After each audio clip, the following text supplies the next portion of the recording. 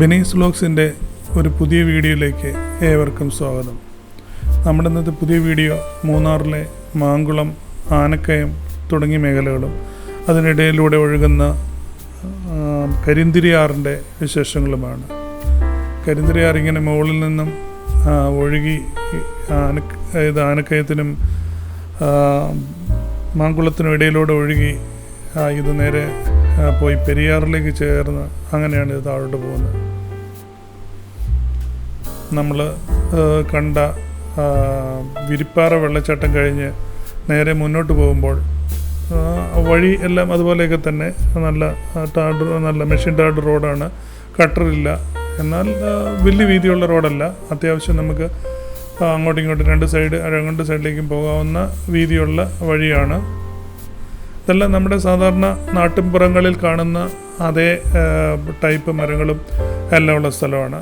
നമ്മൾ കല്ലാർ വട്ടിയാറിൽ നിന്ന് തിരിക്കുമ്പം കുറേ സ്ഥലങ്ങളിൽ ഏലത്തോട്ടങ്ങളും അതിനുശേഷം കുറേ ഭാഗത്ത് തേയിലത്തോട്ടവും കണ്ടു. എന്നാൽ അത് കഴിഞ്ഞ് മുന്നോട്ട് പോരുന്തോറും നമ്മുടെ നാട്ടുപുറങ്ങളിലുള്ള സാധാരണ കാലാവസ്ഥയും അതിനനുസരിച്ചുള്ള മരങ്ങളുമാണ് ഇവിടെയുള്ളത്. ഇവിടെല്ലാം എസ്റ്റേറ്റ് മേഖലയല്ല, സാധാരണ ആൾക്കാർ താമസിക്കുന്ന മേഖലകളാണ്. ഈ ഒരു റൂട്ടിലെ ഏറ്റവും വലിയൊരു ടൗൺ എന്ന് പറയുന്നത് മാങ്കുളം ടൗൺ തന്നെയാണ്. അവിടെ മെഡിക്കൽ സ്റ്റോറ്, ബാങ്ക്, ഹോട്ടല് തുടങ്ങിയ എല്ലാ സ്ഥാപനങ്ങളും ഉണ്ട്.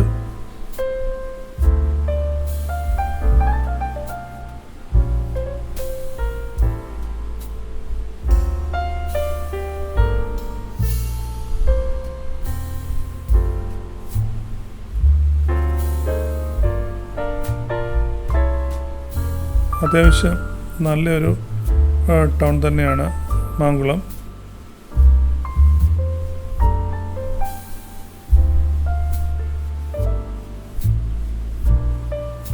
നമ്മൾ മാങ്കുളം ടൗണും പിന്നിട്ട് ആനക്കയം ഏരിയയിൽ പോകുമ്പോഴാണ്, ആ റൂട്ടിൽ നേരെ മുന്നോട്ട് പോകുമ്പോഴാണ് നമുക്ക് ഈ കരിന്തിരിയാറിന് കുറുകെ ഒരു പാലമുണ്ട്. അതിൻ്റെ വലതുവശത്തു നിന്ന് ഉത്ഭവിച്ച് താഴോട്ട് ഒഴുകുന്ന ആണ് കരിന്തിരിപ്പുഴ. ഇവിടുന്ന് ലെഫ്റ്റിലേക്ക് പോയാൽ നമുക്ക് ഒരു ഹാങ്ങിങ് ബ്രിഡ്ജുണ്ട്.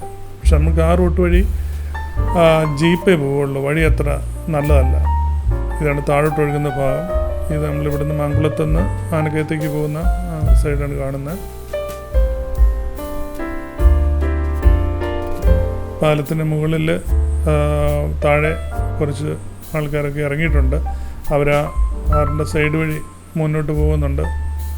കല്ലുകളിലൊക്കെ പിടിച്ച് മുന്നോട്ട് പോവുകയാണ്.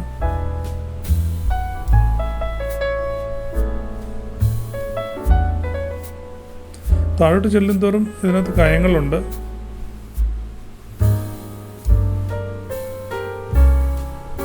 വെള്ളം ഒരുമാതിരി നല്ല ഒഴുക്കുണ്ട്. ഒരു കല്ലിൽ നിന്ന് മറ്റൊരു കല്ലിൽ തട്ടി ഇങ്ങനെ വെള്ളം ഒഴുകിക്കൊണ്ടിരിക്കുകയാണ്. നിറയെ ഉണ്ടക്കല്ലുകൾ കാണാൻ കിടക്കുന്നത്.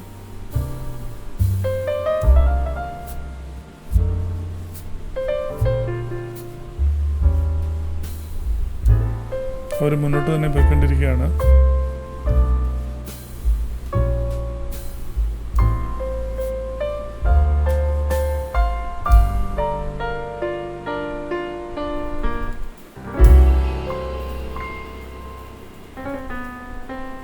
കുളിക്കാൻ പോകണമെന്ന് അറിയില്ല, പക്ഷെ അവിടെയൊക്കെ പോയി കുളിക്കുന്ന അപകടമാണ്.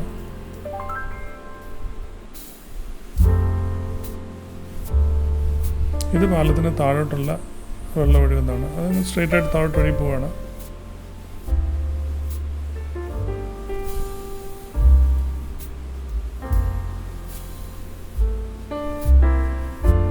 ഇവിടെയൊക്കെ മഴ പെയ്ത് വെള്ളം ഒഴുകുമ്പം ഇതോടൊക്കെ നിറഞ്ഞു കഴിഞ്ഞൊഴുകുന്നൊരു ലുക്കാണ് കാണുന്നത്. സൈഡിലൊക്കെ അതുപോലെ കല്ലുകൾ, ചരലുകളൊക്കെ കിടപ്പുണ്ട്.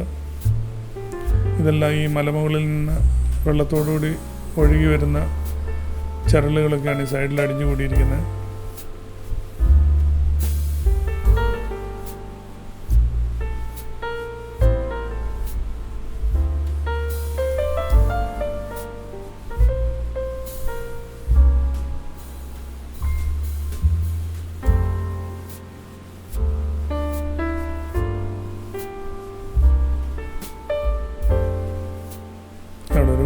വേലിയുണ്ട്.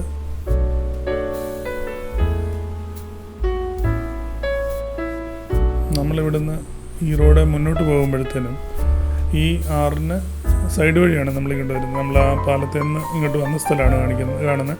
നമ്മളവിടെ സ്ഥലത്ത് വണ്ടി നിർത്തി നമ്മളവിടെ നോക്കുവാണ്. നമ്മൾ ആ റോഡും ഈ ഒരു ആറും പാരലായിട്ട് ഒഴുകുവാണ്. ആ പാലം കഴിഞ്ഞ് കുറച്ച് ദൂരം ഇവിടെ കുറേ പേരൊക്കെ വെള്ളത്തിൽ കിടപ്പുണ്ട്. വലതുവശത്തോട് പോകുന്നതാണ് കൂടുതൽ ആഴത്തിലുള്ള സ്ഥലവും ഒഴുക്കും. എന്നാൽ അതിൻ്റെ ലെഫ്റ്റ് സൈഡിൽ അത്ര ആഴമില്ല, ഒരു ചെറിയ സൈഡ് വഴി ഒഴുകുന്നേ ഉള്ളൂ. അവിടെ 4-5 പേര് ഇറങ്ങി വെള്ളത്തിൽ കിടപ്പുണ്ട്. അവിടെ എന്തോ ഒരു ഗവൺമെൻറ് ഓഫീസ് ഉണ്ടെന്ന് തോന്നുന്നു, കണ്ടിട്ട് ബിൽഡിങ് കണ്ടിട്ട്. ഇതാണ് ആ അടുക്ക് പുല്ലും പിന്നെ കല്ലുകളൊക്കെ ഉണ്ട്.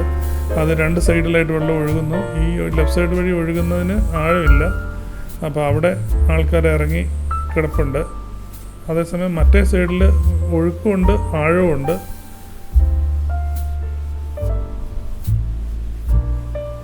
താഴോട്ടൊക്കെ കണ്ടിട്ട് കയങ്ങൾ പോലെ തോന്നുന്നു.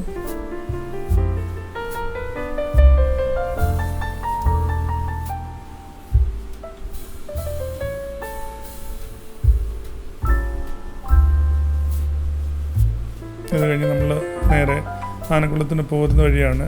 അവിടെ വഴിയിൽ നിന്ന് നമ്മൾ വണ്ടിയിൽ നോക്കുമ്പോഴത്തേനും ഇടതുവശത്ത് ഒരു വെള്ളച്ചാട്ടം കാണാം.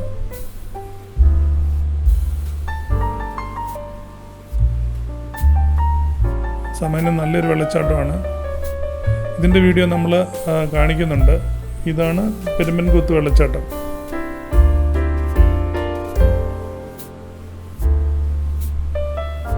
നമ്മൾ കാറിൽ പോയാൽ നമുക്കിനി ആനക്കുളം വരെ പോയി അവിടെ കാണാമെന്നുള്ളതല്ലാതെ മറ്റ് സ്ഥലങ്ങളിലേക്ക് നമ്മൾ പോകണമെങ്കിൽ ഇവിടുന്ന് നമുക്ക് ഇനിയിപ്പം വാട്ടർഫാൾ 35 ഉണ്ട്.